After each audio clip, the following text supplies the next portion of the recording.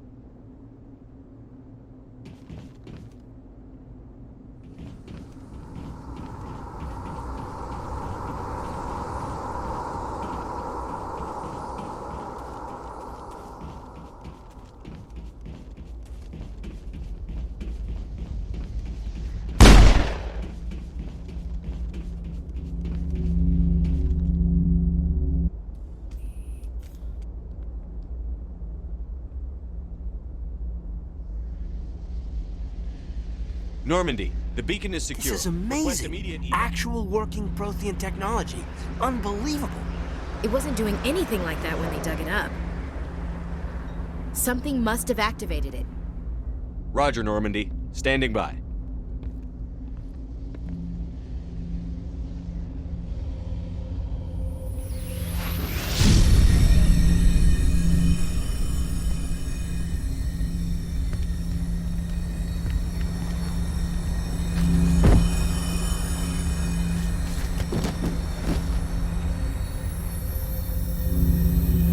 Shepard! No, don't touch it. It's too dangerous.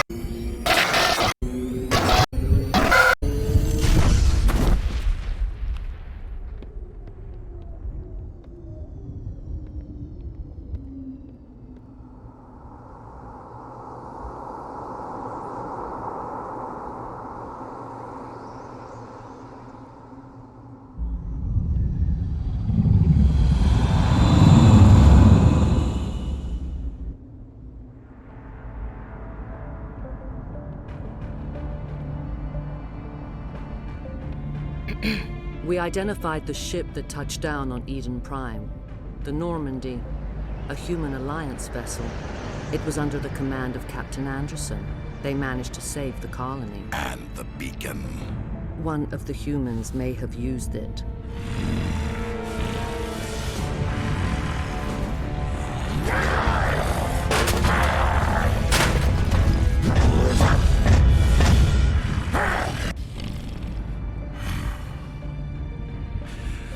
This human must be eliminated.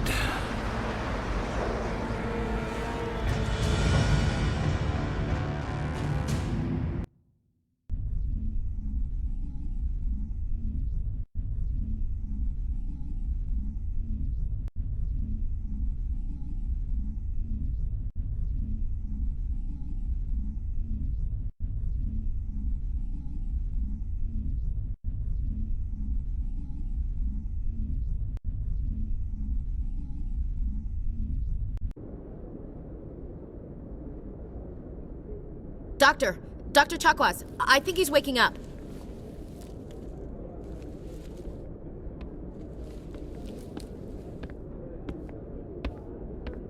You had us worried there, Shepard. How are you feeling?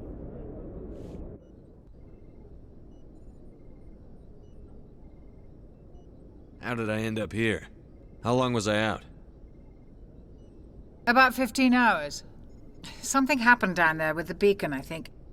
It's my fault. I must have triggered some kind of security field when I approached it. You had to push me out of the way.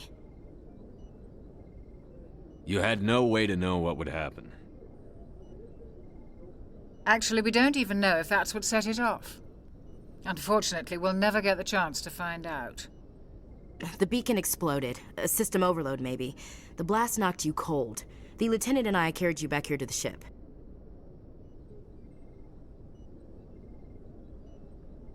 I appreciate it. Physically, you're fine. But I detected some unusual brain activity, abnormal beta waves.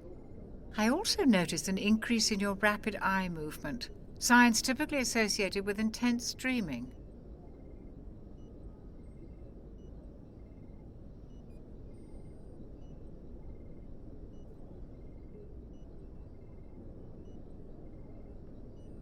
I saw... I'm not sure what I saw. Death? Destruction? Nothing's really clear. I better add this to my report. It may... Oh, Captain Anderson. How's our XO holding up, Doctor? Well, all the readings look normal. I'd say the commander's going to be fine. Glad to hear it. Shepard, I need to speak with you. In private. Aye, aye, Captain. I'll be in the mess if you need me. Sounds like that beacon hit you pretty hard, Commander. Are you sure you're okay?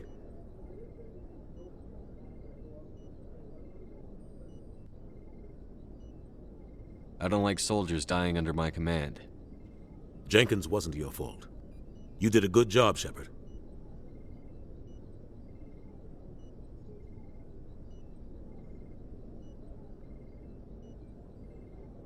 Intel dropped the ball, sir. We had no idea what we were walking into down there. That's why things went to hell. The Geth haven't been outside the Veil in 2 centuries, Commander. Nobody could have predicted this. You said you needed to see me in private, Captain? I won't lie to you, Shepard. Things look bad. Nihilus is dead. The beacon was destroyed and Geth are invading. The Council's going to want answers.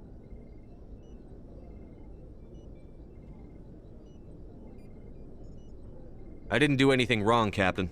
Hopefully the Council can see that. I'll stand behind you and your report, Shepard. You're a damned hero in my books. That's not why I'm here. It's Saren, that other Turian. Saren's a Spectre, one of the best, a living legend. But if he's working with the Geth, it means he's gone rogue. A rogue Spectre's trouble. Saren's dangerous, and he hates humans. Why? He thinks we're growing too fast, taking over the galaxy. A lot of aliens think that way. Most of them don't do anything about it. But Saren has allied himself with the Geth. I don't know how, I don't know why. I only know it had something to do with that beacon. You were there just before that beacon self-destructed. Did you see anything? Any clue that might tell us what Saren was after? Just before I lost consciousness, I had some kind of vision. A vision? A vision of what?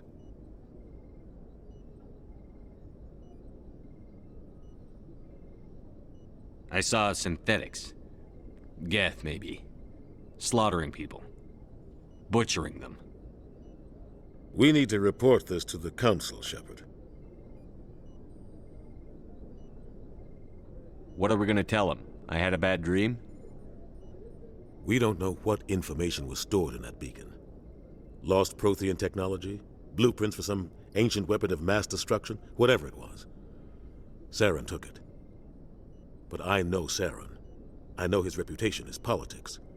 He believes humans are a blight on the galaxy. This attack was an act of war.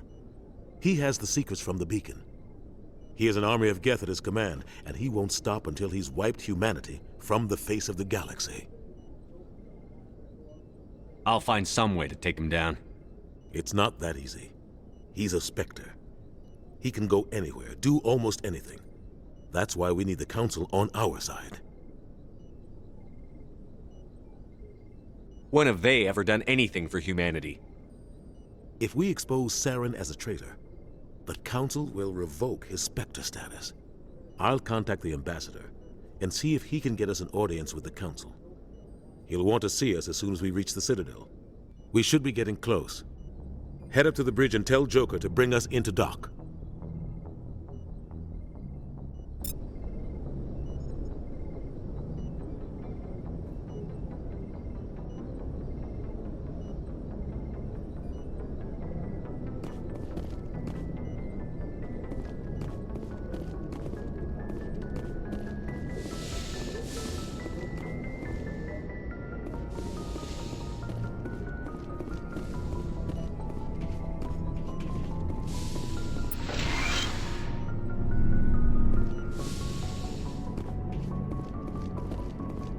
okay, Commander.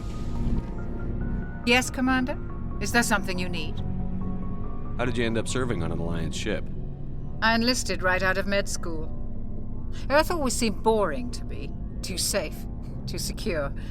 I figured the colonies were teeming with exotic adventure.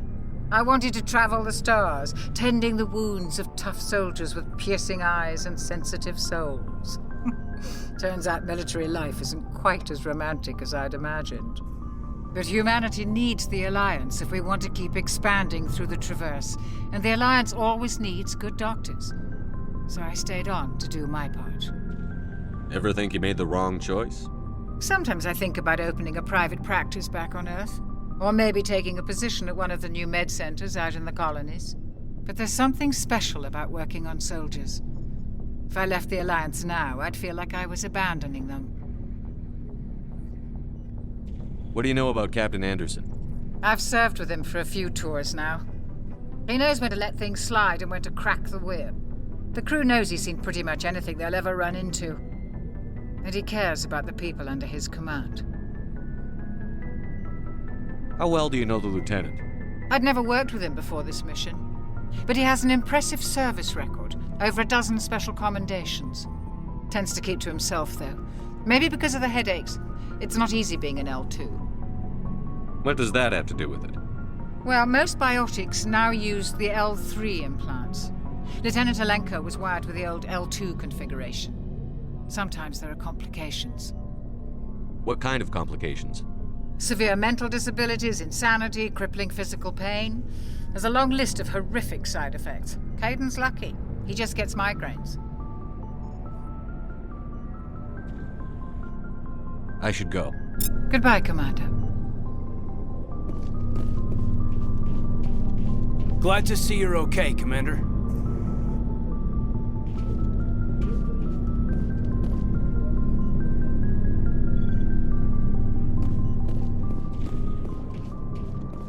I'm glad you're okay, Commander.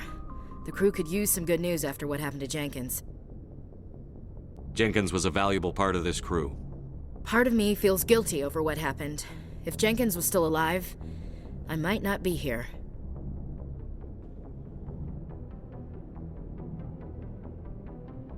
You're a good soldier, Williams. You belong on the Normandy. Thanks, Commander. I appreciate that. Things were pretty rough down there. Are you okay? I've seen friends die before. Comes with being a Marine. But to see my whole unit wiped out, and you never get used to seeing dead civilians. But things would have been a lot worse if you hadn't shown up. We couldn't have done it without you, Williams. Thanks, Commander. I have to admit, I was a little worried about being assigned to the Normandy. It's nice when someone makes you feel welcome. I think you're gonna fit in here just fine, Williams. Thanks, Commander.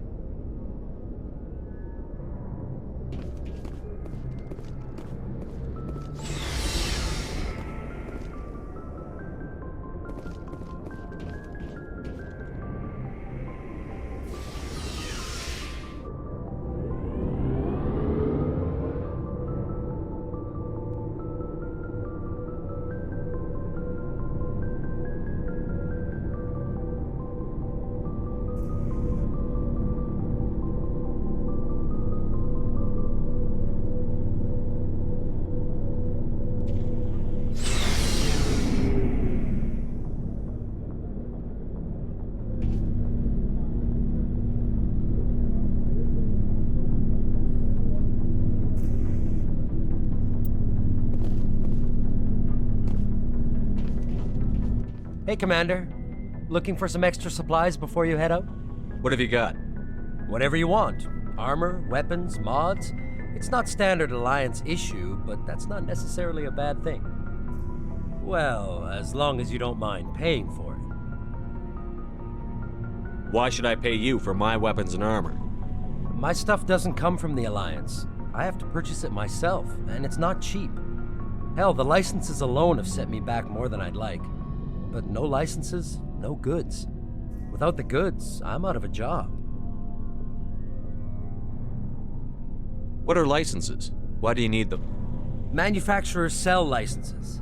Each license allows me to buy and sell a certain brand of products. I already have several basic ones, but you'll need to buy more if you want me to bring in different brands. Many of the best licenses are hard to get, but they're well worth the cost if you can find them. Let's see what you've got. You bet, Commander.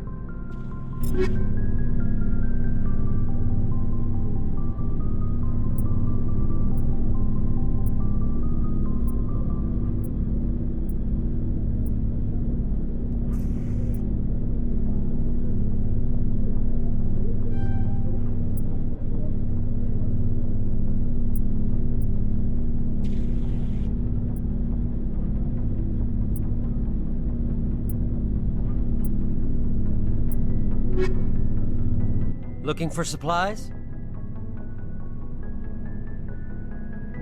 How often will you get new items? Well, that depends on how many licenses you've purchased. But I'll rotate items on a regular basis regardless. And anytime we land someplace with a big enough port, I'll buy, sell, and trade whatever I can. Check back often. I need to move items quickly, so only the most basic items will be stocked consistently. Not right now, thanks. No problem. Keep checking back.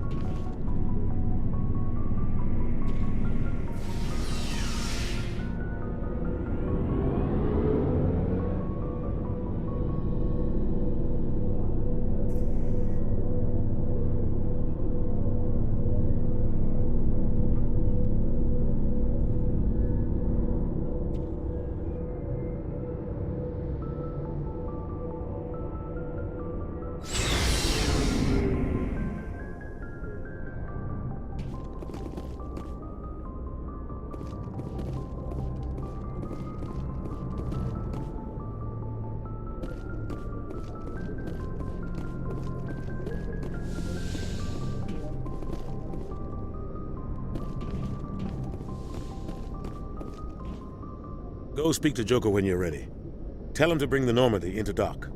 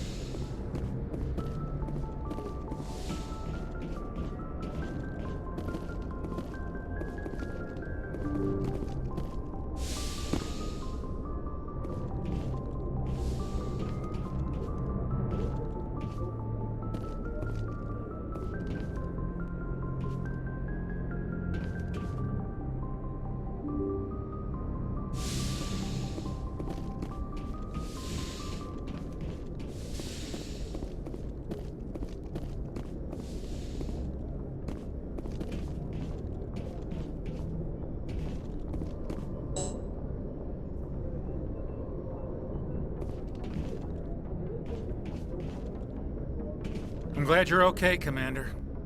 Losing Jenkins was hard enough on the crew.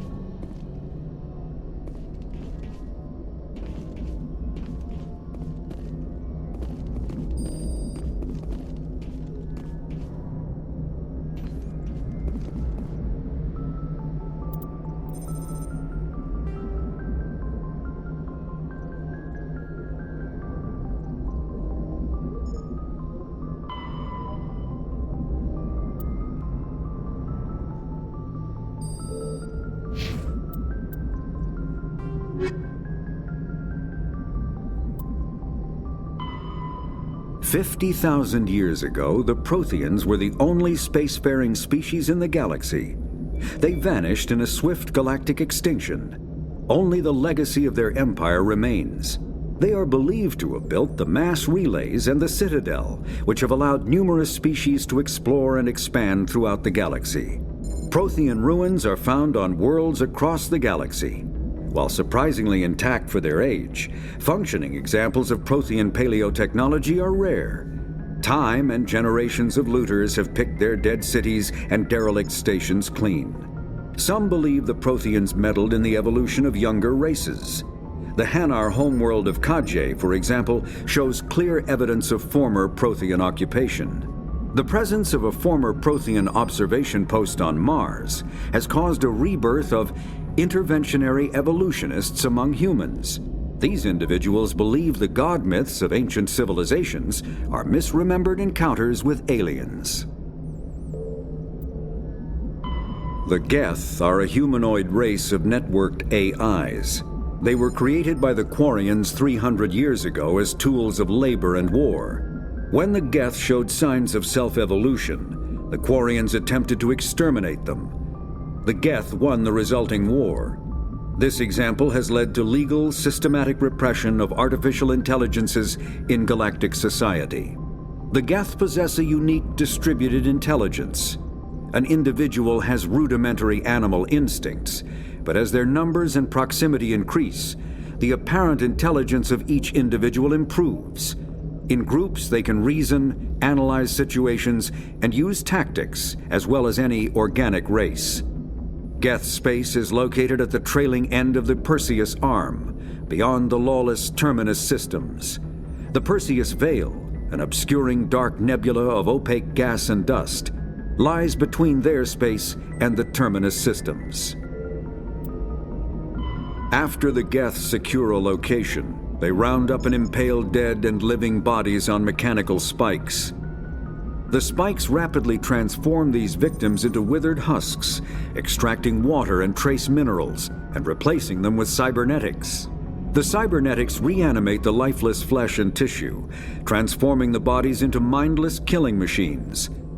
Some Alliance soldiers refer to the husk-generating spikes as dragon's teeth, a reference to the mythological berserkers who sprang up from the earth wherever the teeth of the dragon Eris were planted. Dragon's teeth and husks bear little resemblance to other pieces of Geth technology. No one is sure why a synthetic race would bother to drain the minuscule amount of recoverable resources from organic corpses, though the value of reusing them as shock troops is obvious. The Citadel is an ancient deep space station, presumably constructed by the Protheans. Since the Prothean extinction, numerous species have come to call the Citadel home. It serves as the political, cultural, and financial capital of the galactic community. To represent their interests, most species maintain embassies on the Presidium, the Citadel's inner ring. The Citadel Tower in the center of the Presidium holds the Citadel Council Chambers. Council affairs often have far-reaching effects on the rest of the galactic community. 5 arms, known as the Wards, extend from the Presidium. Their inner surfaces have been built into cities, populated by millions of inhabitants from across the galaxy. The Citadel is virtually indestructible. If attacked, the station can close its arms to form a solid, impregnable shell. For as long as the station has existed, an enigmatic race called the Keepers has maintained it. Humanity's first contact with an alien race occurred in 2157. At that time, the Alliance allowed survey fleets to activate any dormant mass relays discovered, a practice considered dangerous and irresponsible by Council-aligned races. When a Turian patrol discovered a human fleet attempting to activate a relay, they attacked. 1 human vessel survived, retreating to the colony of Shanxi. The Turians followed, quickly defeating the local forces. Shanxi was occupied, the first and to date only human world to be conquered by an alien species. The Turians believed the handful of ships they defeated represented the bulk of human defenses, so they were unprepared when the Second Fleet, under Admiral Castany Drescher, launched a strong counteroffensive, evicting them from Shanxi. The Turians mobilized for full-scale war, drawing the attention of the rest of the galaxy.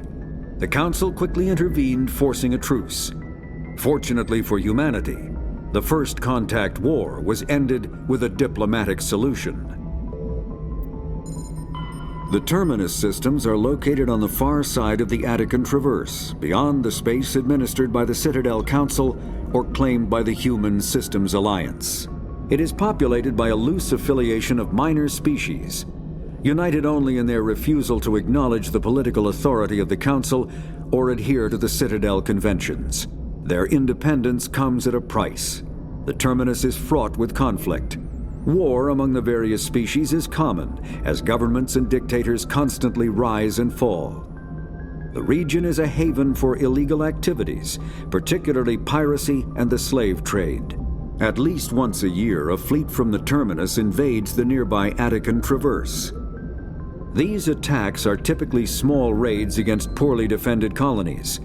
The Council rarely retaliates, as sending patrols into the Terminus systems could unify the disparate species against their common foe, triggering a long and costly war. The Mako infantry fighting vehicle was designed for the System Alliance's frigates. Though the interior is cramped, an M35 is small enough to be carried in the cargo bay and easily deployed on virtually any world. With its turreted 155mm mass accelerator and coaxially mounted machine gun, the Mako can provide a fire team with weapon support as well as mobility.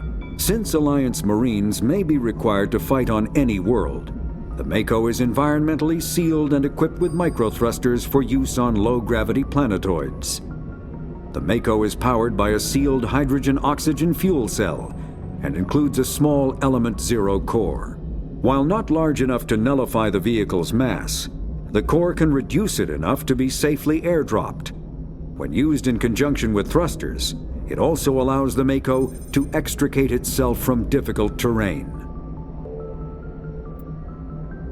Biotics is the ability of rare individuals to manipulate dark energy and create mass effect fields through the use of electrical impulses from the brain. Intense training and surgically implanted amplifiers are necessary for a biotic to produce mass effect fields powerful enough for practical use.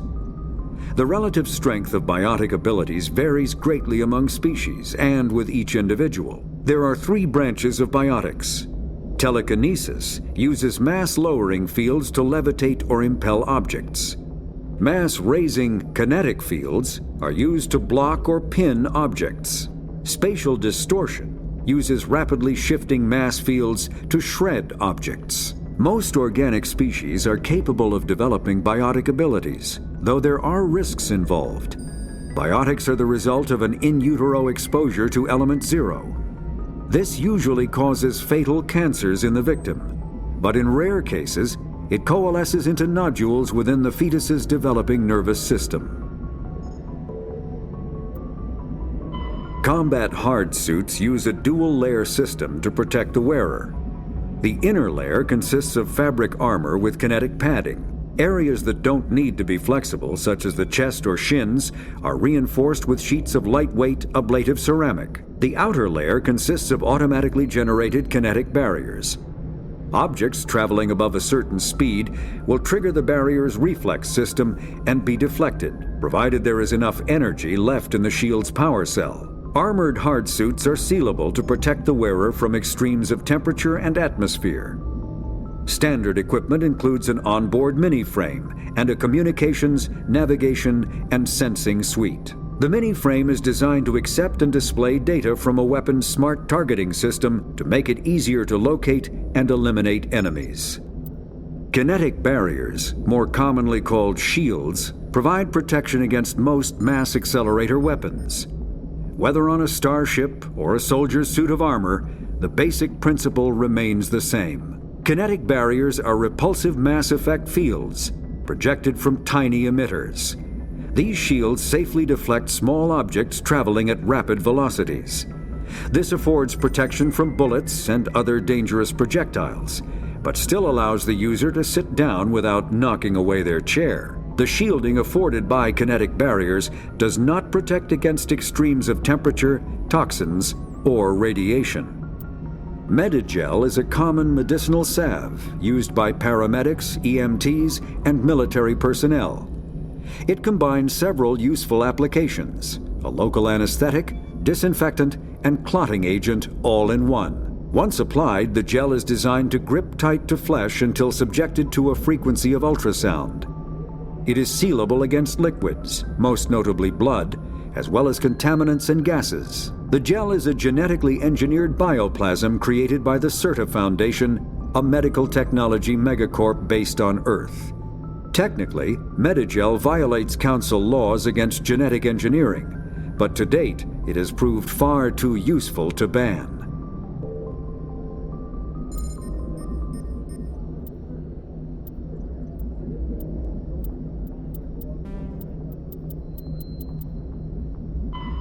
Biotics is Element 0 can increase or decrease the mass of a volume of space-time when subjected to an electrical current.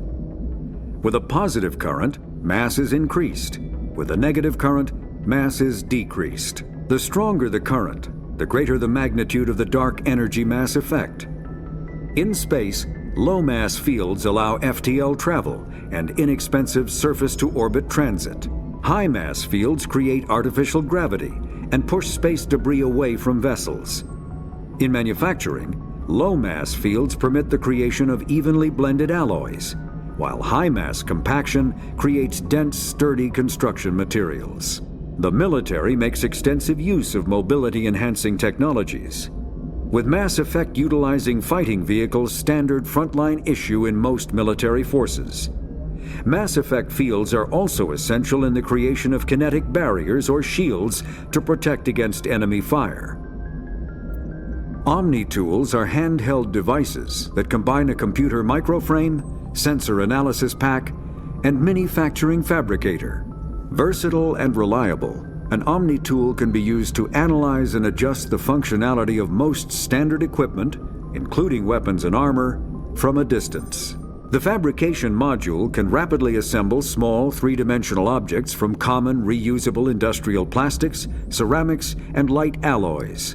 This allows for field repairs and modifications to most standard items, as well as the reuse of salvaged equipment. Omni-tools are standard issue for soldiers and first-in colonists. The Mako, the Terminal, humanity's. The Citadel is. Spectres are agents from the Office of Special Tactics and Reconnaissance, and answer only to the Citadel Council. They are elite military operatives, granted the authority to deal with threats to peace and stability in whatever way they deem necessary. They operate independently or in groups of 2 or 3. Some are empathetic peacekeepers, resolving disputes through diplomacy. Others are cold-blooded assassins, ruthlessly dispatching problem individuals. All get the job done one way or another, often operating outside the bounds of galactic law. The Spectres were founded after the Solarians joined the Council. For many years, they operated in secrecy as backroom problem solvers. Only after the Krogan rebellions did their activities become publicized. Assignment of a Spectre is less contentious than a military deployment, but makes it clear that the Council is concerned about a situation.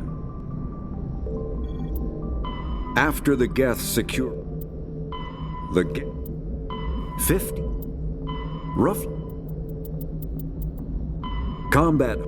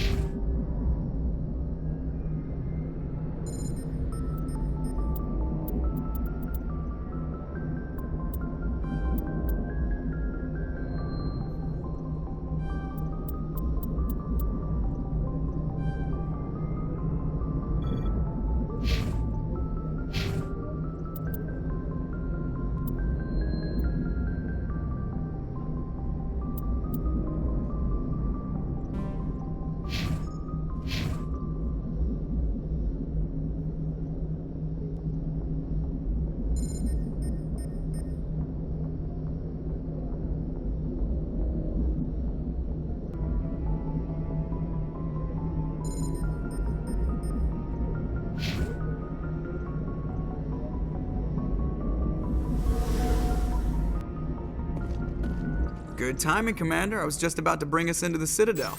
See that taxpayer money at work.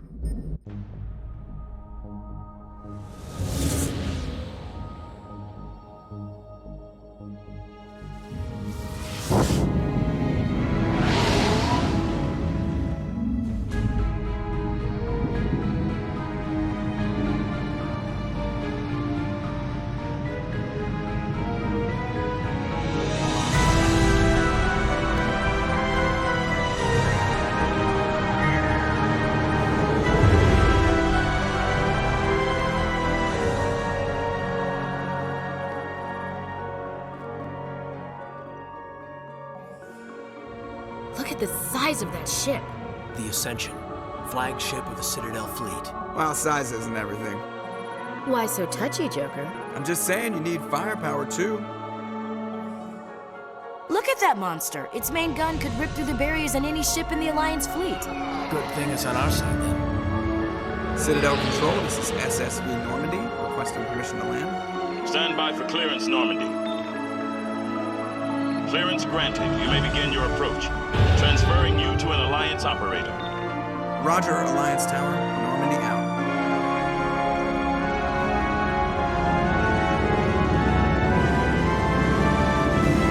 Normandy, this is Alliance Tower. Please proceed to Dock 422.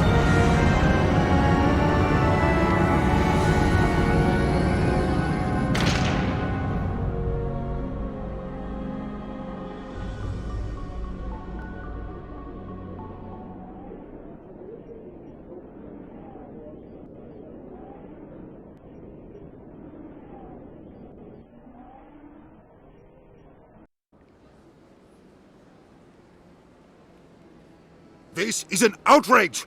The Council would step in if the Geth attacked a Turian colony! This is an outrage! The Council would step in if the Geth attacked a Turian...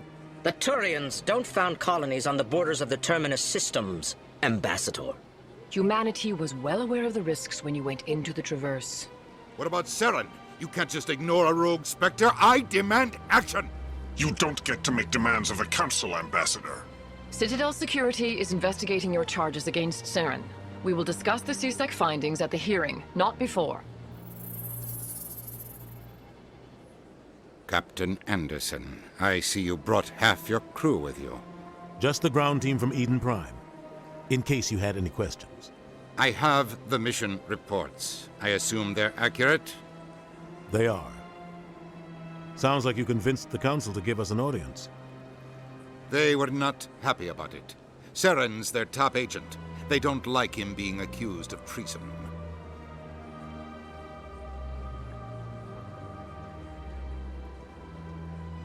Saren's a threat to every human colony out there. He needs to be stopped. The Council has to listen to us. Settle down, Commander. You've already done more than enough to jeopardize your candidacy for the Spectres. The mission on Eden Prime was a chance to prove you could get the job done. Instead, Nihilus ended up dead and the beacon was destroyed. That's Saren's fault, not his. Then we better hope the CSEC investigation turns up evidence to support our accusations. Otherwise, the Council might use this as an excuse to keep you out of the Spectres. Come with me, Captain. I want to go over a few things before the hearing. Shepard, you and the others can meet us at the Citadel Tower, top level. I'll make sure you have clearance to get in. And that's why I hate politicians.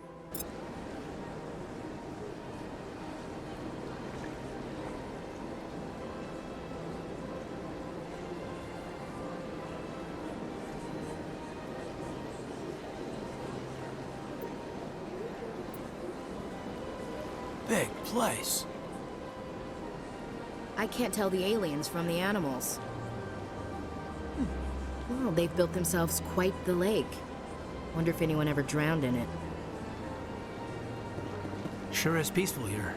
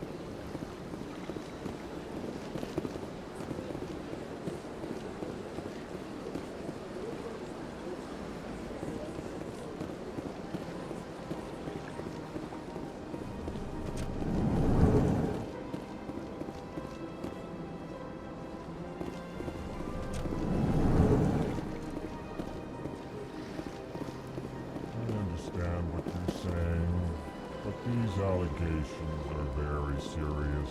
I can't just... This is serious.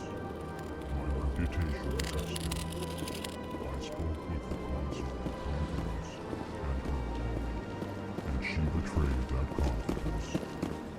All right. I will look into it for you. In the meantime, do not do anything rash. EarthClan, you are in the wrong place, I think. Your ambassador is next door in the large office. Chastising remark. Don't be so rude, Din. At least introduce yourself. I am Din Korlak, Volus ambassador. Is there something I can do for you, EarthClan?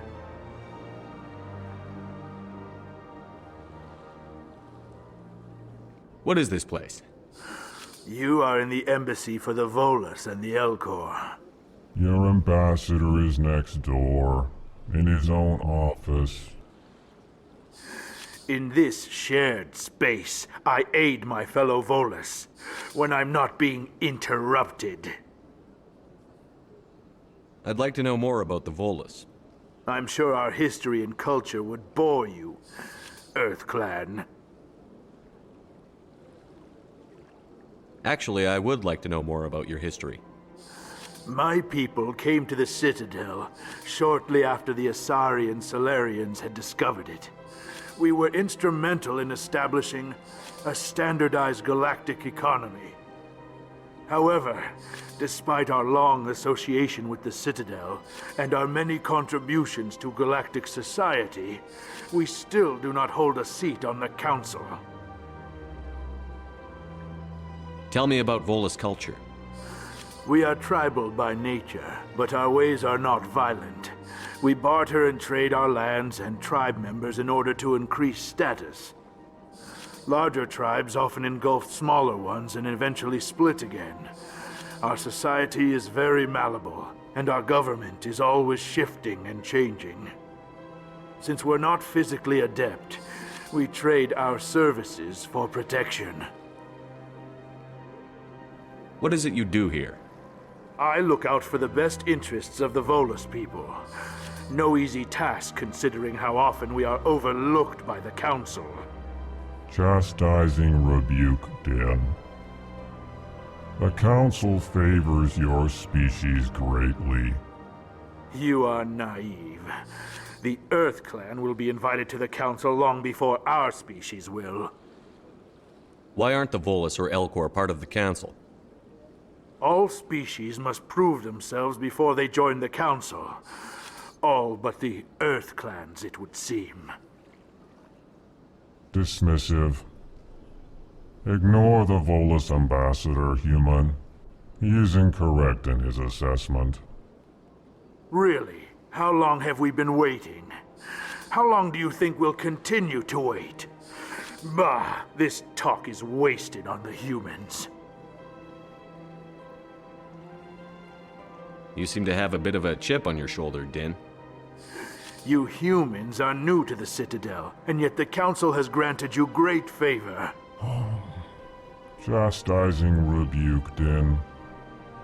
Your species has always been granted many concessions.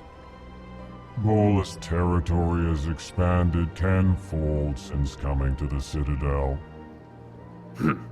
Details. We still have no real say in the decisions that affect Citadel space. Goodbye, Ambassador. Yes, yes. Good day, EarthClan. Pleased greeting. Human, it is always good to see your kind. I am Ambassador Kalen. Genuine query. Is there something I can do for you this day? Why do you explain what you're about to say? Our people communicate less through words and more through scent and slight movements. Plainly, we discovered our vocal expression was not enough to convey the feelings of our conversations to other species. Why do you bother, Kalen? These EarthClan don't really care about our ways. Remorseful response, Din. You don't truly believe that, and if you do, I am very sorry for you. Tell me more about your species. Genuine enthusiasm. I delight in telling the history of my people. It is agreeable to share our culture with others. Tell me about the history and origins of the Elcor. The Elcor were just beginning to explore Council space when the Asari first made contact with us. With their help, we discovered the relay closest to our system, and from there the Citadel. Proudly, within one lifetime we established a regular route to the Citadel, and quickly became one of the more active species living on this great station. I'd like to know more about the culture of the Elcor. Frankly, we Elcor prefer the safety and familiarity of our own colonies to the confines of space travel. Our society is built on small, tight-knit groups, though we are always welcoming to outsiders. Our government tends to be very stable. Our people are not very comfortable with sudden changes. What do you do here?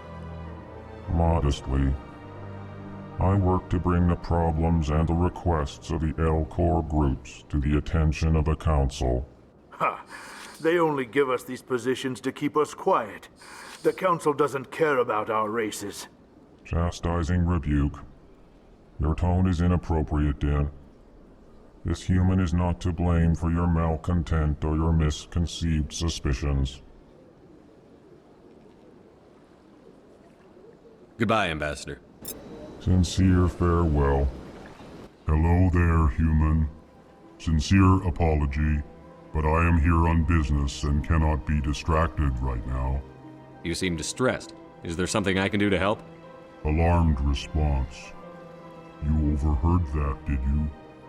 This is all going so wrong, and it is the Asari consort's fault.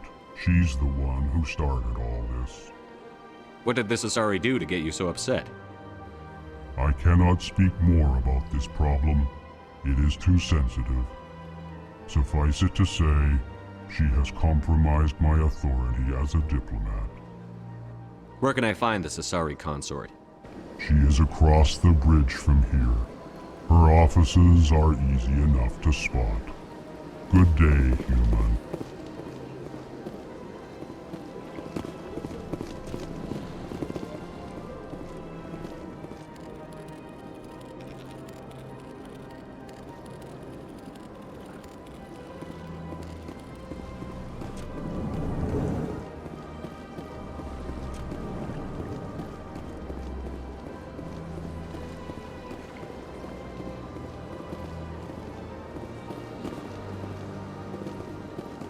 Big place.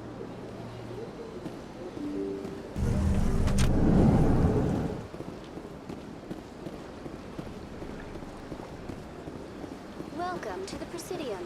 Allow me to be your guide. Good day, Commander. The human ambassador is up the stairs, first room on the right. You know who I am? Yes, I receive reports on all newly arrived dignitaries and notable people. What is this place? This is the Presidium. More specifically, you are at the Citadel embassies. If you have more questions, please access Avina. What's that? Oh, Avina is the virtual guide for the Citadel. Feel free to access the terminal yourself. What's your name? What do you do here? My name is Safiria. I'm the administrative assistant for the embassies. You seem to be distracted. The embassies are the hub of all Citadel politics. When you represent trillions of citizens, it tends to get a little busy. What's your name? What do you do here? My name is Safiria. I'm the administrative assistant for the embassies. I should be going now. Have a pleasant day. Welcome to the Presidium. Allow me to be your guide.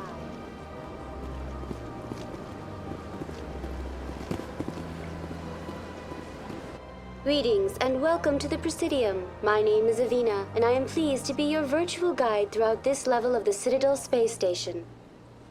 So are you a person or a program? I am a fully interactive virtual intelligence, programmed to provide spontaneous guidance at predetermined locations of interest throughout this level of the Citadel. I may also be contacted through any of the Presidium VI terminals, should you require assistance. Give me the tour. You are standing at Presidium Tourism Terminal 1. On either side of this lobby are the embassies of the various Citadel races, along with CSEC headquarters. On the far end of this level, you can see the Citadel Tower, where the Council meets regularly to discuss matters of interstellar importance. I want to know more about Citadel security. Citadel security serves as law enforcement for all regions of the Citadel, though the majority of officers serve in the wards. Executor Palin, a Turian, is the current head of CSEC, but individuals from virtually every species across Citadel space serve as officers beneath him. If you wish to learn more, Executor Palin's office is located in the CSEC headquarters just across the lobby. Tell me about the embassies. Each species in Citadel space important enough to be consulted on matters of galactic politics maintains an embassy on the Presidium. The Volus were the first non-council species to be granted an embassy, roughly 2,384 galactic standard years ago. As Citadel space has expanded, more embassies have been added. The most recently added embassy belongs to your own species, humanity. It was added 19 galactic standard years ago, despite some rather vocal opposition. How come the Volus were the first species given an embassy? In the early years following the formation of the Council, the Volus were, apart from the Asari and Solarians, the most populous and widespread species in Citadel space. They established many new colonies and trading outposts, and they petitioned the Council for a greater role in determining interstellar policy. In recognition of their work to expand interstellar trade and establish a standardized galactic economy, the Volus were granted an embassy here on the Citadel. Why weren't they made a council race? The Council races have extensive responsibilities. They must provide personnel and ships for the Citadel fleets. They often provide economic aid in times of disaster. It would be unfair to demand such an enormous burden of a species unable to meet these obligations. The embassies allow lesser species to have a voice on the Citadel. That's pretty damn arrogant. I apologize if my personality has offended you. Please submit all formal complaints in writing to the Citadel Tourist and Visitor Board. Why were people trying to keep my species out? Some species felt humanity was given preferential treatment. It often takes a century or more before a new species is granted an embassy.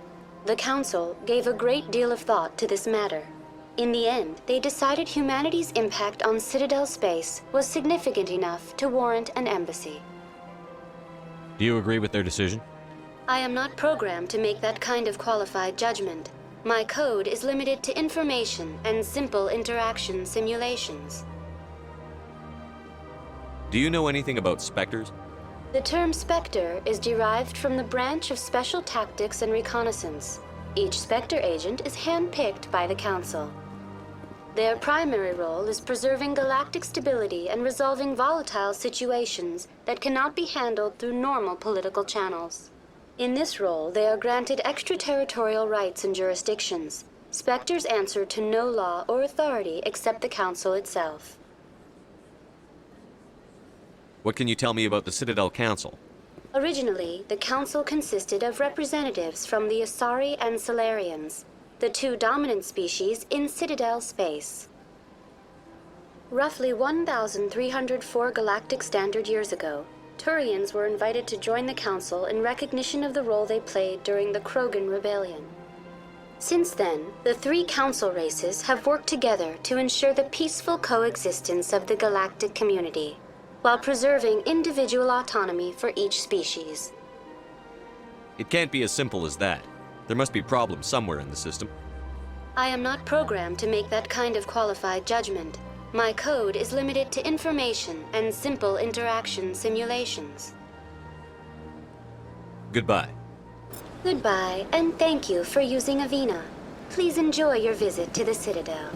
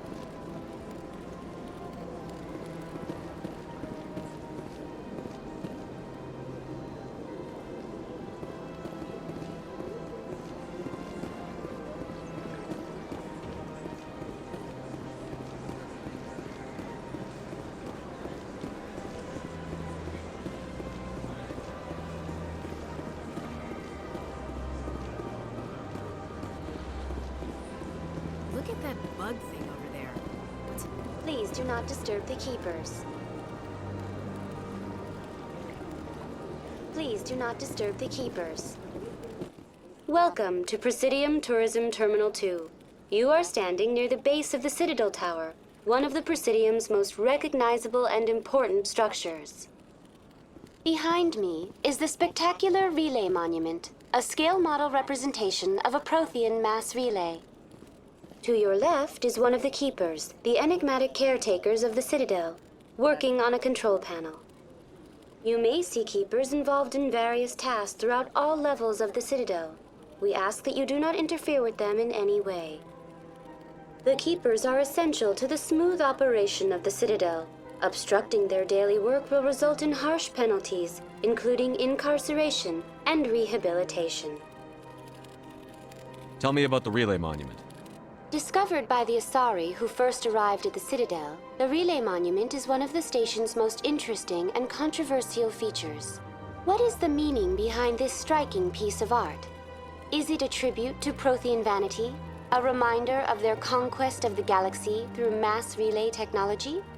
Or perhaps it is a symbol of unity, a Prothean acknowledgement that the relays would eventually lead other species here to the Citadel. No one can say for sure, making the Relay Monument a favorite topic of discussion among academics and scholars.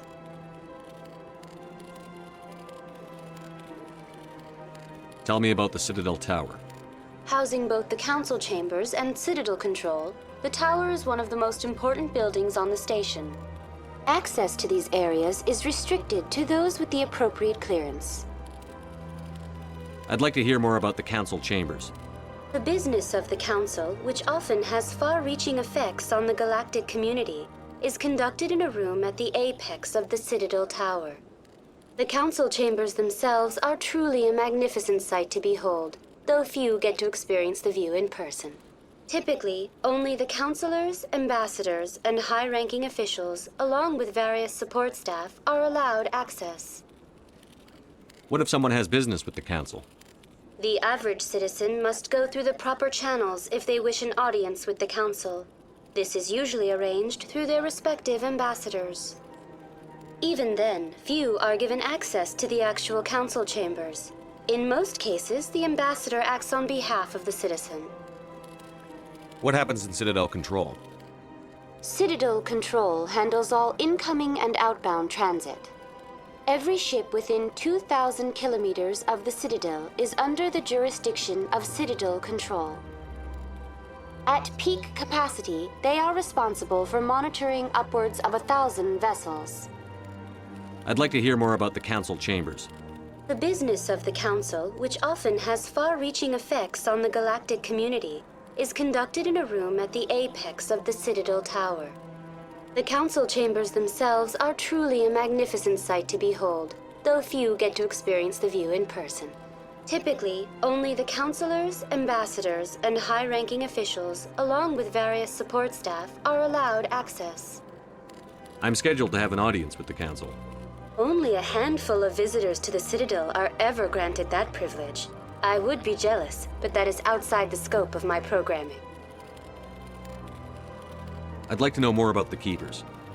Little is known about these peaceful servants of the Citadel, though they are essential to the operation and maintenance of the entire station.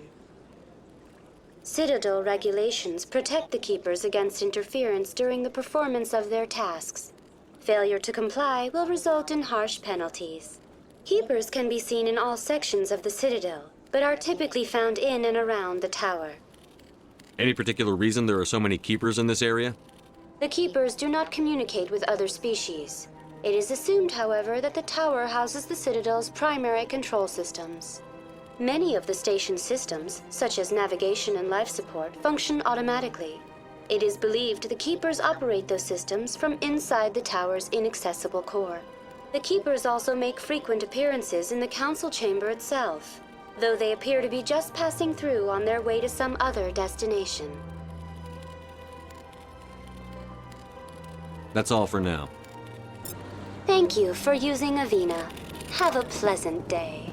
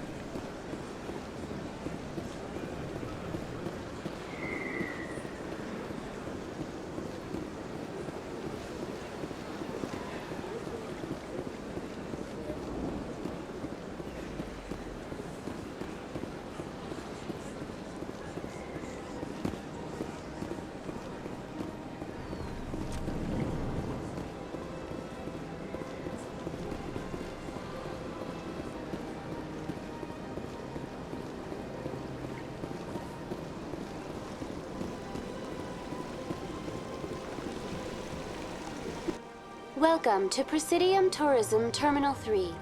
Here in the financial district, a number of businesses offer various goods and services to their exclusive clientele. The statue you see before you was commissioned to honor the Krogan soldiers who gave their lives to protect Citadel space during the Rachni Wars. In the aftermath of the Krogan rebellions, several embassies petitioned to have the statue removed. However, this motion was eventually quashed by the Council. Tell me more about the Krogan rebellions. In recognition of their efforts during the Rachni Wars, the Krogan were granted several new colony worlds by the Council.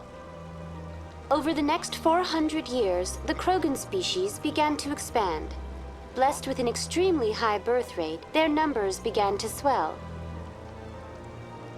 Faced with a critical overpopulation crisis, the Krogan started a violent colonization of nearby worlds inhabited by other Council species. The Krogan rebellions had begun. For a full century, the Council and its member species fought to bring the Krogan under control. With the aid of the newly discovered Turian Empire, they were ultimately successful. You needed the Krogan to stop the Rachni. Then you needed the Turians to stop the Krogan. So who's gonna stop the Turians? I am sorry, but that question is beyond my programming parameters. The Turians are members of the Citadel Council. They are not a threat to galactic peace. Why did the Council fight so hard to keep the statue? The Krogan were instrumental in saving the galaxy from the Rachni threat. The Council believed this historical fact should not be forgotten. The Council also hoped that preserving the memorial would improve diplomatic relations with the Krogan and bring about a peaceful resolution to the rebellions. Unfortunately, the Krogan refused to negotiate and only surrendered after their population and homeworlds had been ravaged by the Turians.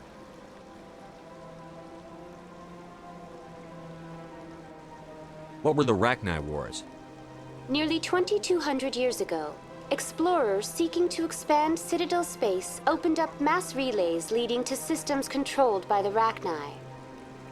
A highly intelligent and aggressive insect race, the Rachni unleashed a war of conquest against the rest of the galaxy that lasted for nearly 3 centuries. The emergence of the Krogan finally turned the tide in favor of the Citadel species. Krogan forces provided the numbers necessary to halt the Rachni advance and drive them back. The Krogan then pursued their retreating fleets. Able to survive the harsh environments of the Rachni homeworlds, the Krogan hunted their enemy to extinction.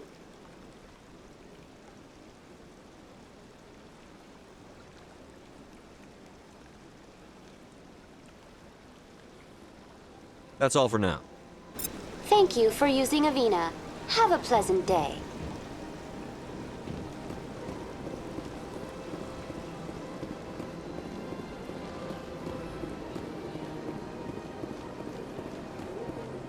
That's nothing.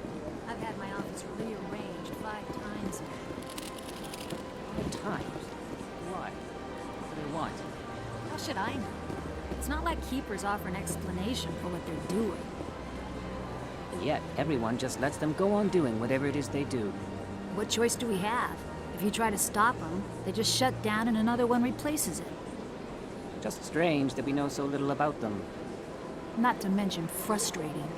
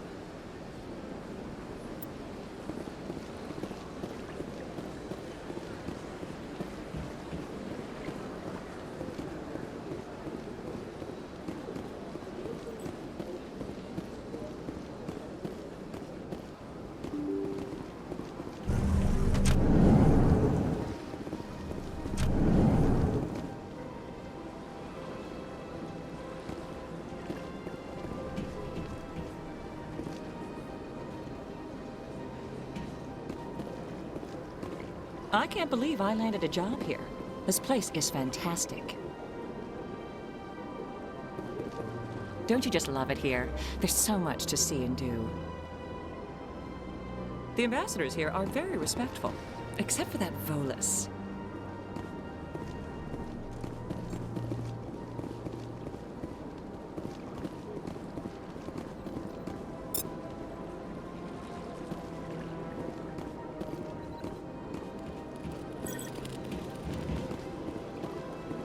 Human, delighted, welcome. It is good to meet you.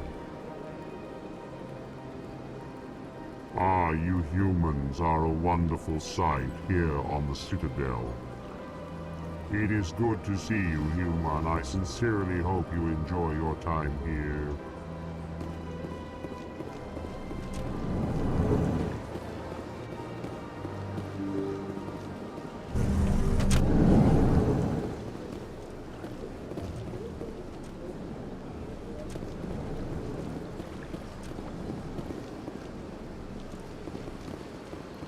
Commander Shepard, I didn't expect to see you here. Did Ambassador Udina send you?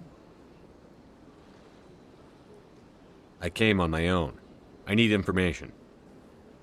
You humans are always so curious, always sticking your fingers into someone else's pie. Is that the right expression? Never mind. Forget I asked. Was there something you needed, Commander?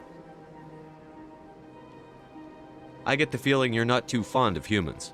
No, I just don't trust your kind. Not yet. You humans are eager to take all the power you can get, and you're being given a lot. If the Council wants to make humanity their new favorite pet, that's their business. But I don't have to like it. The Council treats us like second-class citizens. We have to fight for everything we get. Good. Then fight for it. But don't expect the rest of us to just sit back and let you take it. I'm a busy man, Commander. Are we done here?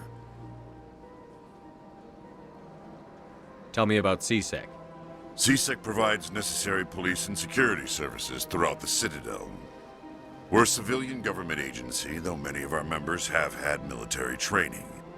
Of course, as the CSEC representative to the Council, I spend most of my time liaising between the two. What do you know about the Spectres? They're the right hand of the Council, or so they like to be called. More like the underhanded side of the Council. What do you have against the Spectres? I can't abide any organization that considers itself above the law. Especially when it's left up to each individual Spectre to decide when and how to bend the rules.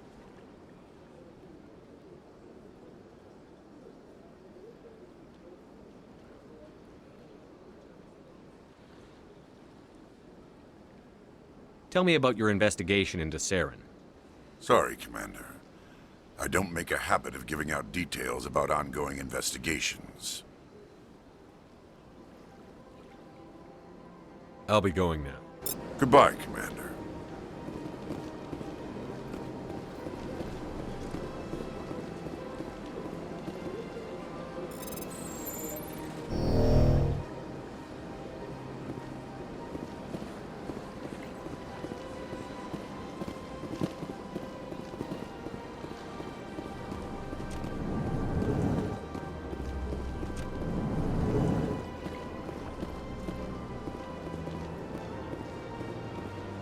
Don't believe the rumors. The consort would never reveal her secrets. Of course she wouldn't. She'd be tossed out the nearest airlock if she did. I suppose. Besides, Nick, the consort's nothing like the girls back on the colonies. She's... You don't have to do it with her. You can just talk to her if you want. Is that all you did, Jazz? Just talk? I didn't say that. Ha! I bet you did too. Shut up, Fredericks. What do you want? Oh, Commander. Is there something I can do for you? Relax, Private. This isn't an inspection. Right, sorry. What can I do for you, Commander? What can you tell me about the Asari consort? Well, she's an Asari who works here as... That is, she helps people with things. You never went to see her, did you, Fredericks? No, I never did. I couldn't afford it. It costs half a year's credits just to go in and talk to her. Can you at least tell me where I can find her? Sure. She's across the bridge from the embassies. Thanks, kid. Have fun. Try not to get into too much trouble. I will. Have fun, that is.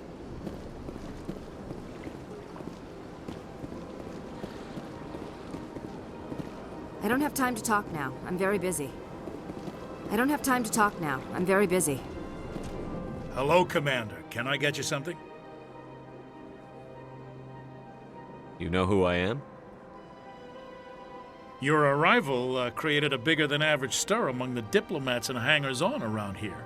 There's always something new happening around here. I could fill you in on some points of interest if you'd like. What's going on around here? Well, you found the embassies, not much going on here. Across the bridge, you'll find the bank, the Emporium, and Shaira's. If you haven't heard of her, you soon will. If you need supplies, you can try the markets one level below. For entertainment, I'd try Flux or Cora's Den. What is Shaira's? The consort, she entertains clients who can afford her services. Most of the diplomats and ambassadors have visited her at one time or another. She's a very powerful woman, but also very respected. Tell me about Flux and Cora's Den. Well, Flux has gambling and dancing, certainly more lively than this place. Cora's Den, on the other hand, well, let's just say it's livelier and deadlier, all at the same time.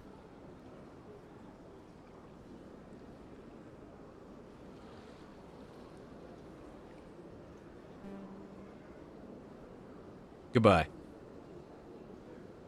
So long, Commander. Have a pleasant day.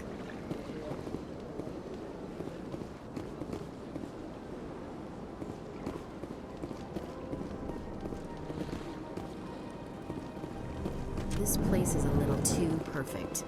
Like they're hiding something.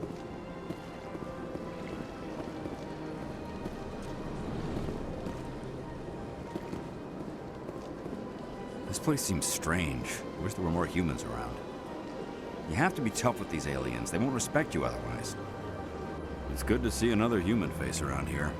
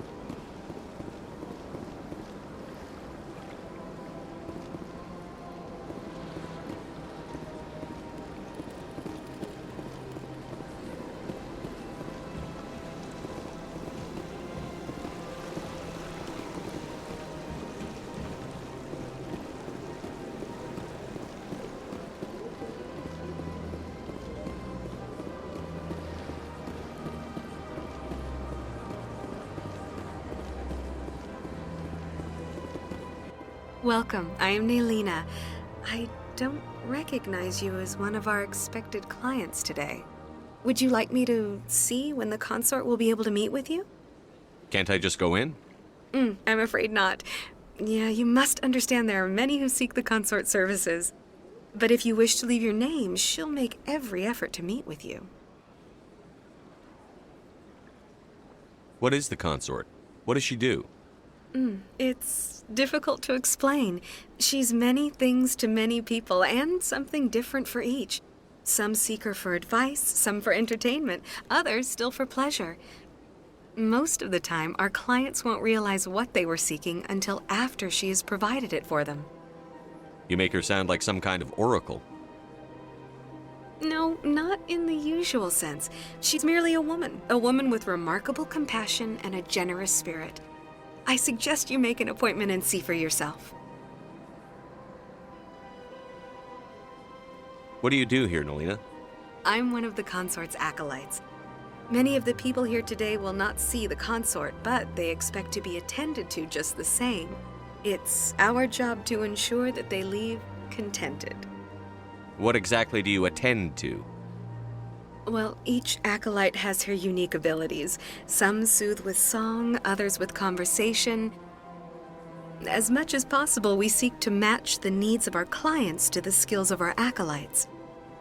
My specialty is touch. My fingertips can find every tension point in your body and relieve it.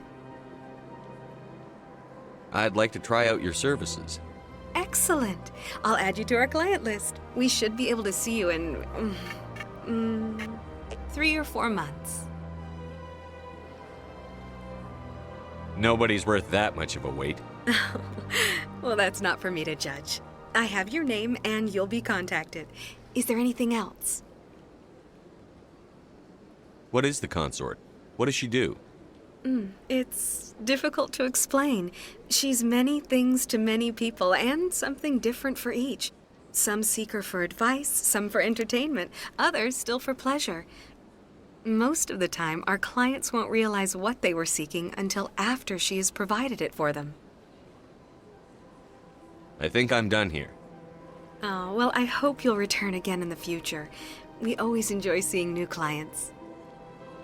Nelina. Yes, Shaira? Send the commander up to see me. I wish to speak with him. Yes, of course, mistress.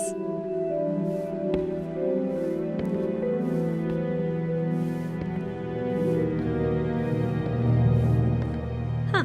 It appears the consort has taken notice of you. She'd like to meet with you now. What does she want to see me for? I don't know. You'll have to ask her yourself. Just head upstairs. She'll be waiting for you.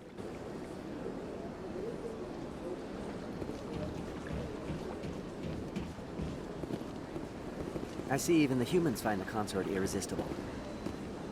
An hour here is better than a year on leave. If only I could afford to come more often.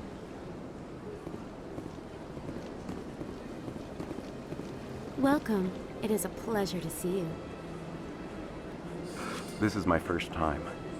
I can't believe I didn't come sooner. I'd spend all day here if I could. Please, relax and enjoy yourself. Isn't this place terrific?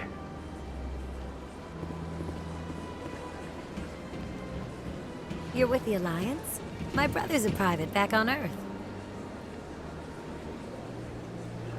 The consort is a wonderful person. She has quite a gift.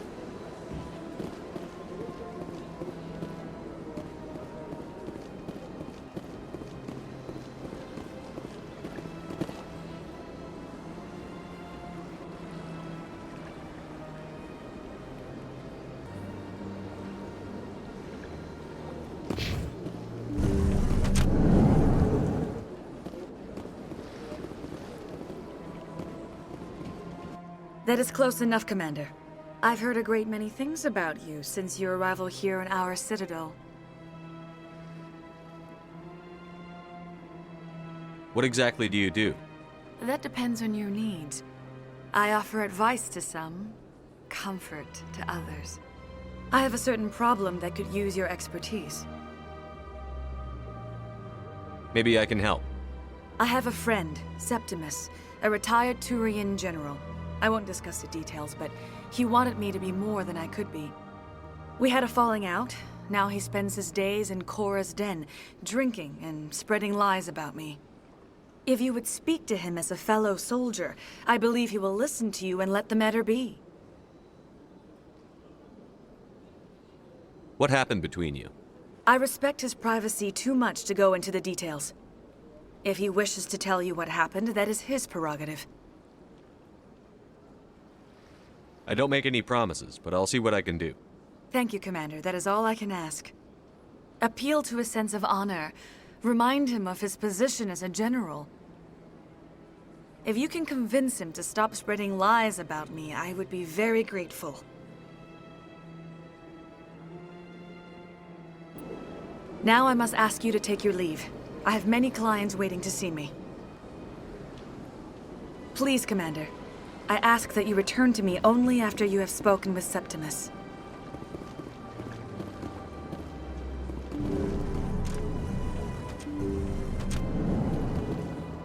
I can't tell the aliens from the animals.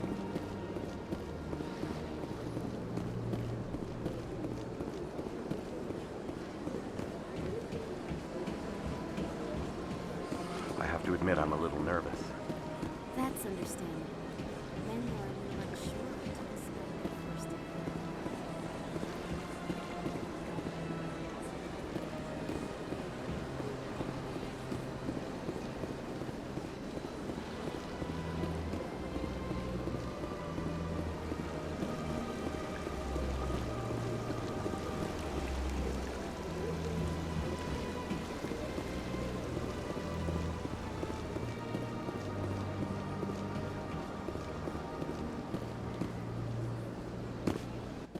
Ah, human. This one is greatly pleased to see you here in my decadent emporium. Who are you? This one's face name is Delaninder, though many in this place simply refer to it as Delan. Please take time to examine the fine goods it has for purchase, all of great worth. What exactly do you sell? Only the finest and most luxurious items that credits can buy. This one is able to procure almost any item the human would desire, for a price, naturally. Why do you refer to yourself as this one and it? For the same reason that humans are so inquisitive. It is part of our culture. Specifically, Hanar only refer to themselves in the first person with family or intimates. And we rarely do so with other species. It is just our way. Who are you? This one's face name is Delaninder, though many in this place simply refer to it as Delan. Please take time to examine the fine goods it has for purchase, all of great worth. Show me your items. Oh, this one is pleased to do so, human. You will not be disappointed.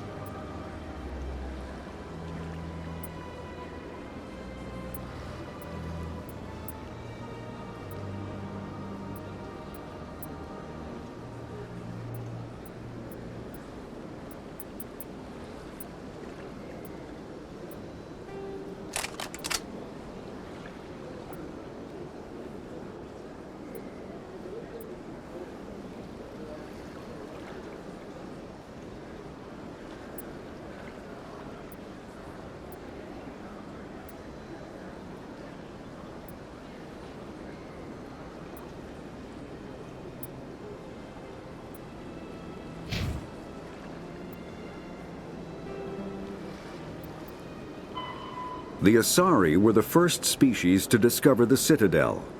When the Solarians arrived, it was the Asari who proposed the establishment of the Citadel Council to maintain peace throughout the galaxy. Since then, the Asari have served as the mediators and centrists of the Council. An all-female race, the Asari reproduce through a form of parthenogenesis. They can attune their nervous system to that of another individual of any gender and of any species to reproduce. This capability has led to the unseemly and inaccurate rumors about Asari promiscuity. Asari can live for over 1,000 years, passing through 3 stages of life. In the maiden stage, they wander restlessly, seeking new knowledge and experience. When the matron stage begins, they meld with interesting partners to produce their offspring. This ends when they reach the matriarch stage, where they assume the roles of leaders and counselors. Roughly, the 50, though now extinct, the Rachni once threatened every species in Citadel space.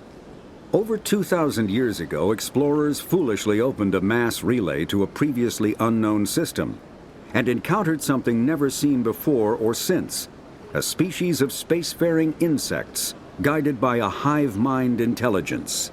Unfortunately, the Rachni were not peaceful, and the galaxy was plunged into a series of conflicts known as the Rachni Wars.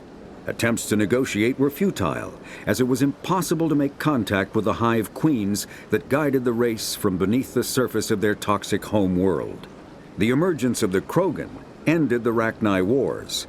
Bred to survive the harshest environments, the Krogan were able to strike at the queens in their lairs and reclaim conquered Council worlds. But when Krogan fleets pressed them back to their homeworld, the Rachni refused to surrender, and the Krogan eradicated them from the galaxy. The Elcor, the Geth, are a Citadel species native to the high-gravity world Dakuna. They are massive creatures, standing on 4 muscular legs for increased stability. Elcor move slowly, an evolved response to an environment where a fall can be lethal. This has colored their psychology, making them deliberate and conservative. Elcor's speech is ponderous and monotone. Among themselves, scent, slight movements, and sub-vocalized infrasound convey shades of meaning that make a human smile seem as subtle as a fireworks display. Since their subtlety can lead to misunderstandings with other species, the Elcor often go out of their way to clarify when they are being sarcastic, amused, or angry. Dakuna's high gravity impedes mountain formation. Most of the world consists of flat, open plains, which prehistoric Elcor wandered across in small family bands. Modern Elcor still prefer open sky, and can become restless and uncomfortable on long starship journeys. The Hanar are a Citadel species known for excessive politeness. They speak with scrupulous precision and take offense at improper language. Hanar that expect to deal with other species take special courses to help them unlearn their tendency to take offense at improper speech. All Hanar have 2 names. The face name is known to the world. The soul name is kept for use among close friends and relations. Hanar never refer to themselves in the first person in conversation with someone they know on a face name basis. To do so is considered egotistical, so instead they refer to themselves as this one, or the impersonal it. Their homeworld, Kajay, has 90% ocean cover and orbits an energetic white star, resulting in a permanent blanket of cloud. Due to the presence of Prothean ruins on the world, many Hanar worship them, and Hanar myths often speak of an elder race that civilized them by teaching them language.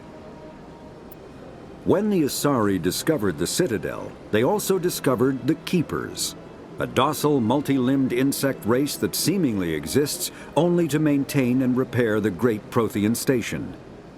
Early attempts to communicate with or study the Keepers were failures, and it is now illegal to interfere with or impede Keeper activity. Because they are completely non-threatening, Keepers have become virtually invisible to everyone else. Similarly, they seem indifferent to other species, except for their tendency to help new arrivals integrate themselves into the Citadel. No matter how many Keepers die due to old age, violence, or accident, they maintain a constant number. No one has discovered the source of new keepers, but some hypothesize they are genetic constructs, biological androids created somewhere deep in the inaccessible core of the Citadel itself. The Volus are a member species of the Citadel with their own embassy, but they are also a client race of the Turians. Centuries ago, they were voluntarily absorbed into the hierarchy, effectively trading their mercantile prowess for Turian military protection. Erun, their homeworld, lies far beyond the normal life zone of its star. However, the world has a high-pressure greenhouse atmosphere that traps enough heat to support an ammonia-based biochemistry. As a result, the Volus must wear pressure suits and breathers when dealing with other species, as conventional nitrogen-oxygen air mixtures are poisonous to them, and in the low-pressure atmospheres tolerable to most species, their flesh will actually split open. Volus culture is tribal, bartering lands and even people to gain status. This culture of exchange inclines them to economic pursuits. It was the Volus who authored the Unified Banking Act, and they continue to monitor and balance the Citadel economy. The Citadel is an ancient... The Council is an executive committee composed of representatives from the Asari Republics, the Turian hierarchy, and the Solarian Union. Though they have no official power over the independent governments of other species, the Council's decisions carry great weight throughout the galaxy. No single Council race is strong enough to defy the other two, and all have a vested interest in compromise and cooperation. Each of the Council species has general characteristics associated with the various aspects of governing the galaxy. The Asari are typically seen as diplomats and mediators. The Solarians gather intelligence and information. The Turians provide the bulk of the military and peacekeeping forces. Any species granted an embassy on the Citadel is considered an associate member, bound by the accords of the Citadel Conventions. Associate members may bring issues to the attention of the Council, though they have no input on the decision. The Human Systems Alliance became an associate member of the Citadel in 2165.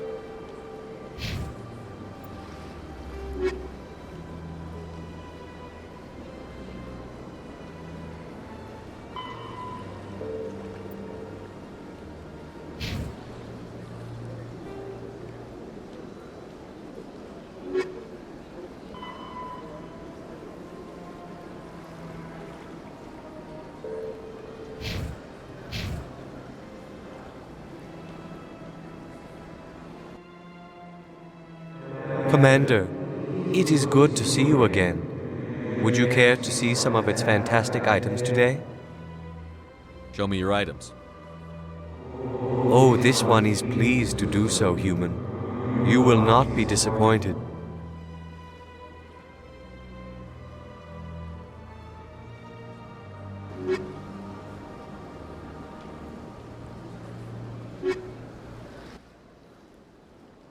Commander, it is good to see you again. Would you care to see some of its fantastic items today? Show me your items. Oh, this one is pleased to do so, human. You will not be disappointed.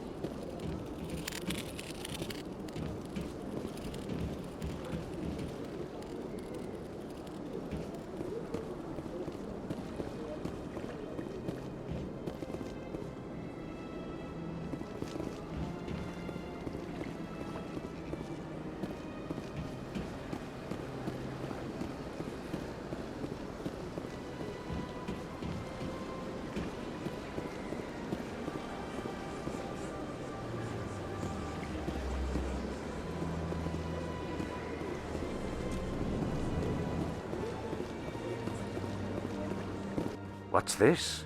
One of the Earth Clan. Ah, a very famous one, yes? You are the one called Shepard. The tale of how you survived the great tragedy on Akuz is truly remarkable. I am amazed each time I hear it.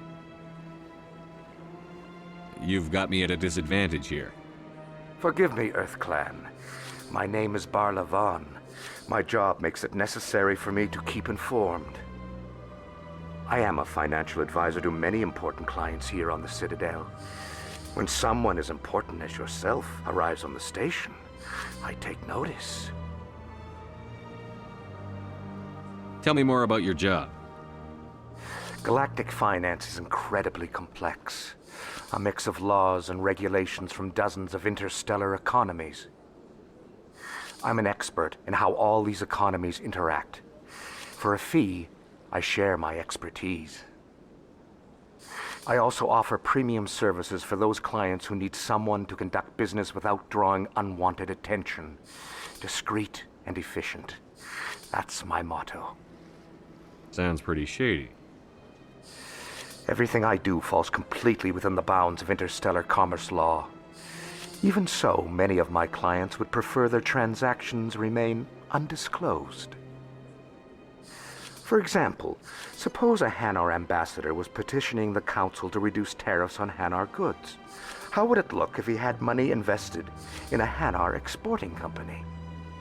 Even if his true motives were to help his people, he would be accused of advancing the petition for his own personal gain. I can keep his personal finances private. What's it like living here on the Citadel? The station is without a doubt the greatest wonder in the galaxy. It is a technological marvel, but its true splendor goes much deeper than the hull and engines.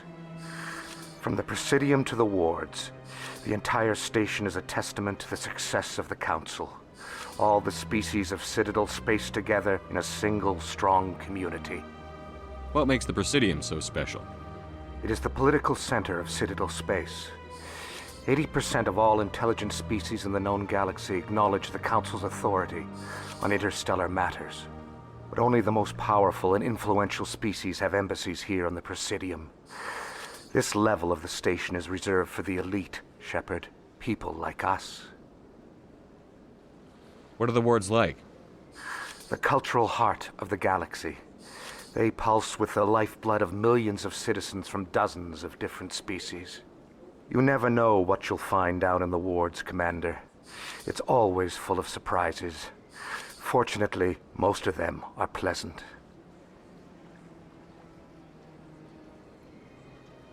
I should go. Goodbye, Commander.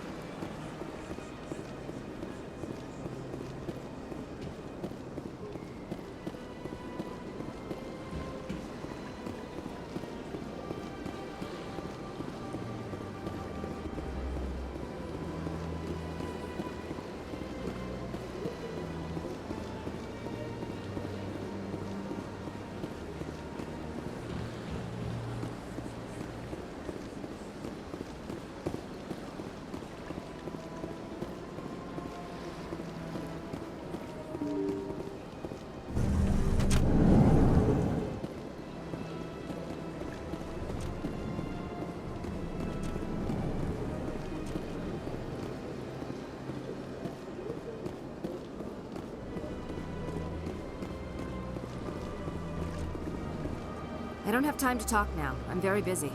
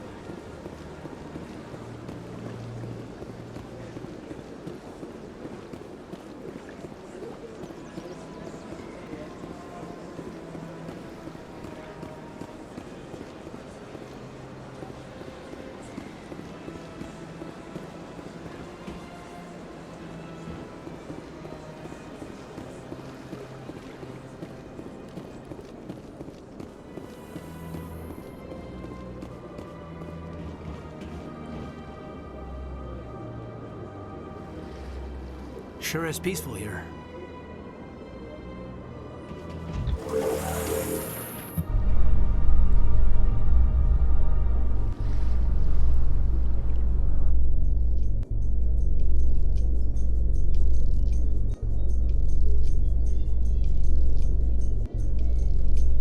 The council isn't gonna ask me any questions, are they?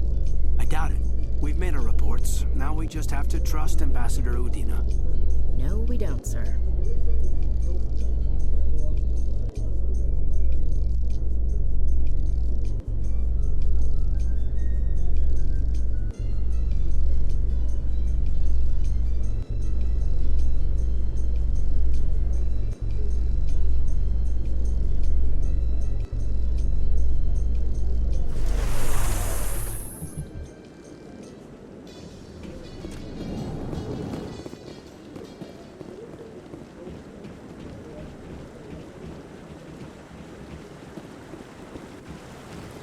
Saren's hiding something. Give me more time. Stall them. Stall the council? Don't be ridiculous. Your investigation is over, Garrus.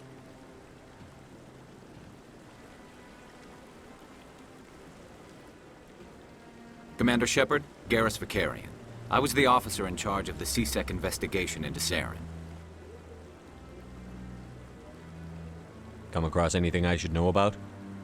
Saren's a Spectre. Most of his activities are classified. I couldn't find anything solid. But I know he's up to something. Like you humans say, I feel it in my gut. I think the council's ready for us, Commander. Good luck, Shepard. Maybe they'll listen to you.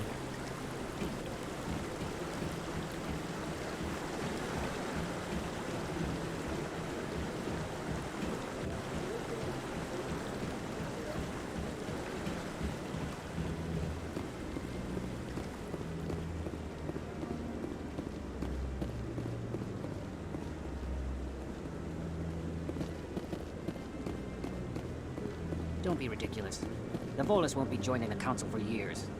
I'm not so sure. The humans are making a strong push, and you can bet the Volus will be right on their coattails if they succeed.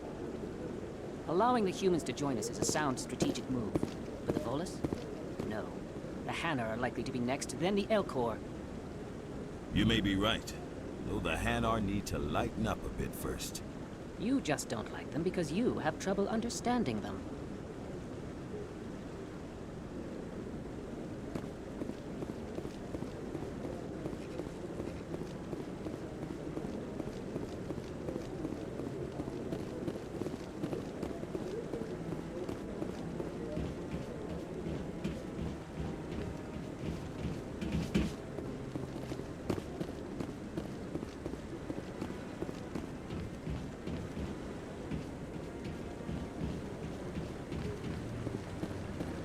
I'm waiting to speak with one of the Councilor's assistants. Commander? Commander?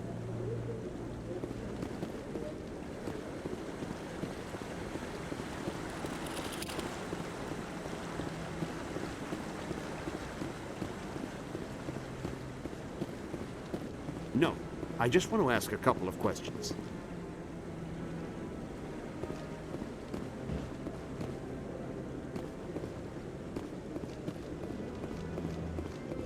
The hearing's already started. Come on.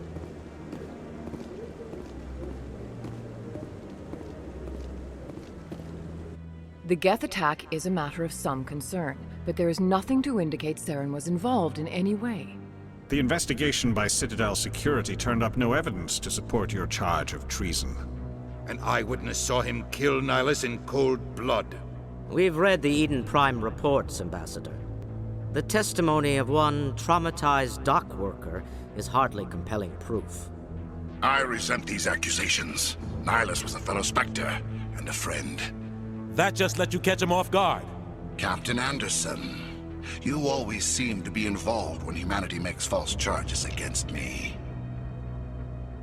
And this must be your protege, Commander Shepard. The one who let the beacon get destroyed.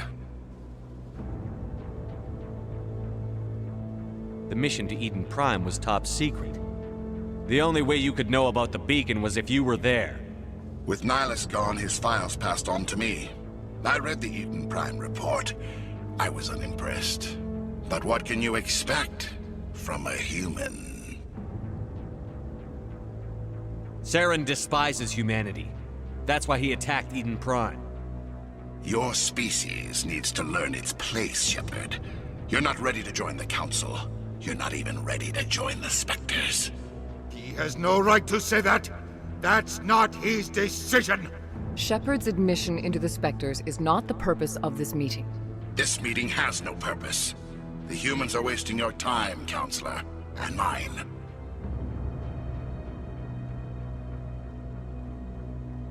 Saren's hiding behind his position as a Spectre. You need to open your eyes. What we need is evidence. So far, we've seen nothing. There is still one outstanding issue. Commander Shepard's vision. It may have been triggered by the beacon. Are we allowing dreams into evidence now? How can I defend my innocence against this kind of testimony? I agree. Our judgment must be based on facts and evidence, not wild imaginings and reckless speculation. Do you have anything else to add, Commander Shepard? You've made your decision. I won't waste my breath.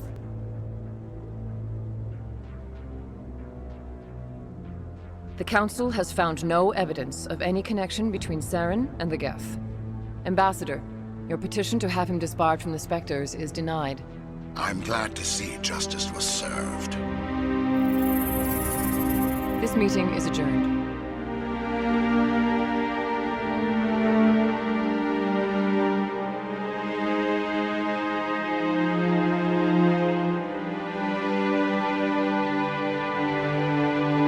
It was a mistake bringing you into that hearing, Captain. You and Saren have too much history. It made the Council question our motives. I know Saren. He's working with the Geth for one reason. To exterminate the entire human race. Every colony we have is at risk. Every world we control is in danger. Even Earth isn't safe. Tell me about this history between you and Saren. I worked with him on a mission a long time ago. Things went bad. Real bad. We shouldn't talk about this here. But I know what he's like. And he has to be stopped.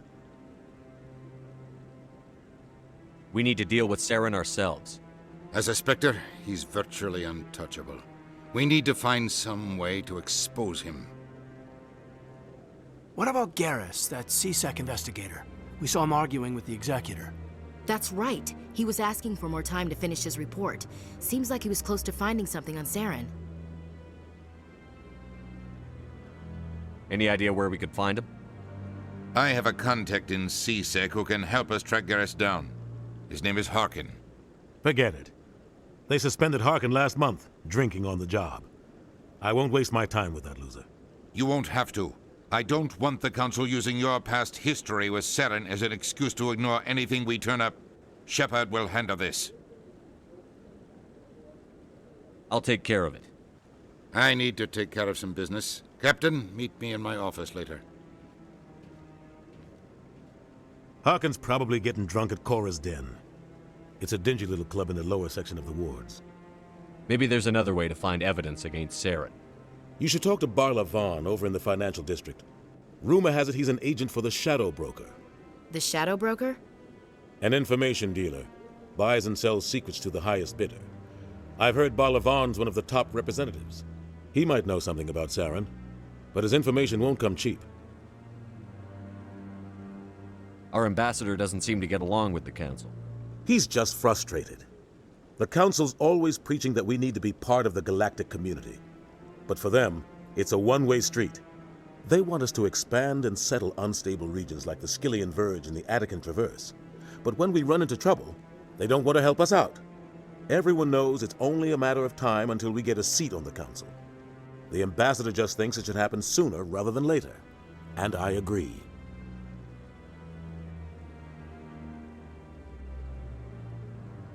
You and Saren have a history. What happened?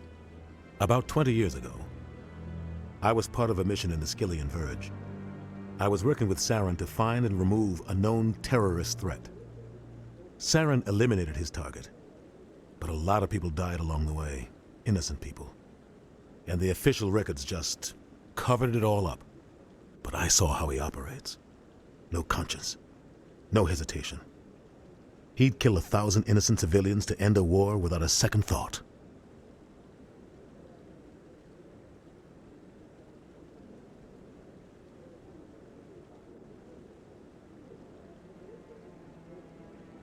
You don't think much of Harkin. The guy joined CSEC about 20 years ago. He's been an embarrassment to our species ever since. Roughing up suspects in custody, bribery accusations, alcohol and drug use. The embassy used to step in when he got in trouble. But I guess enough was enough. I thought this embassy was supposed to help humans. Harkin may be human, but he's also an ass. He's had more than his share of chances. If the embassy wasn't protecting him, he would have been fired 15 years ago. CSEC is better off without him.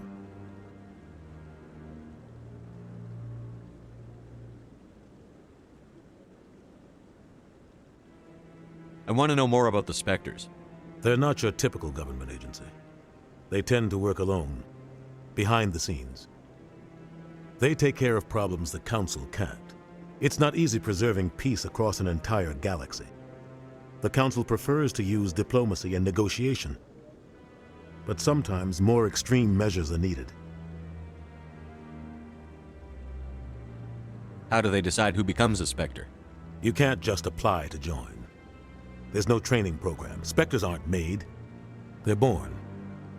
The Council's always looking for exceptional individuals. People who can get the job done. Like you. They've been watching you for years. They see something in you. They want you on their side. Nihilus was supposed to give them a final recommendation, but with him gone, things are still up in the air. What's their command structure like? There is no command structure. Each Spectre answers directly to the Council. Sometimes they're sent on specific missions. Other times, they act on their own. They tend to operate outside the law, do whatever it takes to accomplish their goals. The Council just turns a blind eye. Spectres have a lot of power, Shepard. They sound like shadow operatives. Everything about them is classified. We don't even know how many there are. The latest Alliance estimate puts their numbers under 100. But the Council couldn't do its job without them. They're the Citadel's top agents, the last line of defense, the final option before open war. The entire galaxy respects and fears them. If a Spectre shows up, you know something big is about to happen. What happens when a Spectre goes rogue, like Saren? It doesn't happen often. The Council is careful when they select their candidates. But when something does go wrong, there's usually only one solution. Send another Spectre to bring the rogue agent down.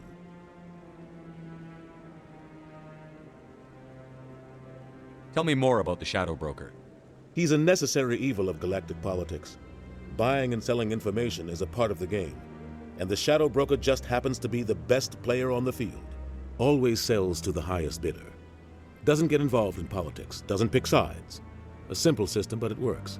He's not a threat to anyone, not directly.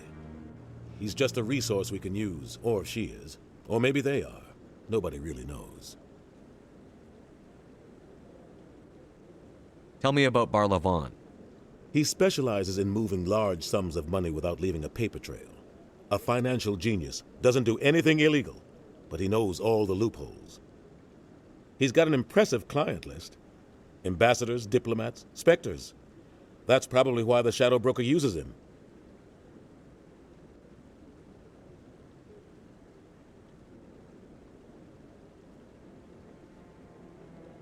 I should go. Good luck, Shepard. I'll be over in the ambassador's office if you need anything else. So, this is where the Council passes judgment on all us little folk, huh? Ever get the feeling we're in over our heads, Commander? I like that fountain. It's very soothing.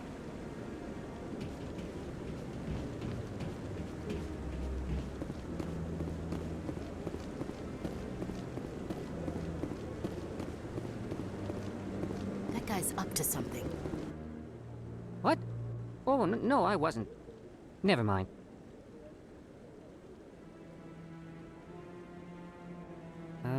Yes, is there something you want? Why are you so interested in the Keepers? Keepers? I've got no interest in the Don't get coy. I know what I saw. I'm not so sure I should be talking to you about this. We're just talking. Is there something wrong with that? No. I guess it wouldn't hurt to tell you. I'm using a small scanner to gather readings on the Keepers. So far I've had mixed results. I find it difficult to get near the creatures. Why were you being so secretive about it, though? Well, technically we're not supposed to disturb the Keepers. I don't really think my scanning disturbs them, but the authorities might disagree. I'd like to do it more openly, but it's not really worth getting arrested over. I could help you out. I'm not worried about the authorities. I don't even know who you are. I'm Commander Shepard, with the Alliance military. Well, I suppose I could use the help. You'll need this. It's the scanning device I developed. Activate it each time you see a Keeper. All collected data will automatically upload to my database. I'll even send a few credits your way for each unique scan. What are you doing with the data once you've scanned it? Trying to learn whatever I can about the Keepers. We see them working everywhere, yet we know so little about them. I'm a scientist. I want to know what makes them tick. I should get going then. Yes, I have much work myself. So long, and good luck with the scanning.